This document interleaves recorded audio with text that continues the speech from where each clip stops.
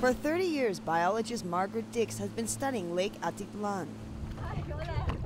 She and her team carefully test contamination levels as part of their effort to try and conserve the deepest lake in Central America.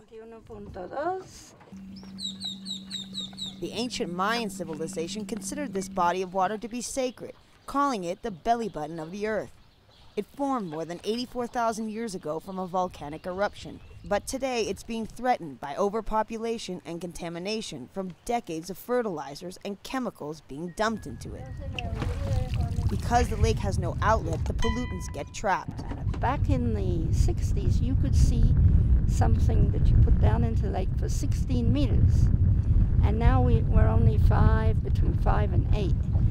That means the transparency of the water has gone down more than half. The government has invested tens of thousands of dollars in building a new water treatment plant, but it only services 40% of the population. And it's not just the color quality of these pristine waters that's in danger. Fishermen like Ernesto Gomez, who used to support his entire family, now struggles and has to take on extra jobs to supplement his income. Antes lo saquemos unos 12 o 15 libras de pescados, pero ahora solo unos 4 o 3.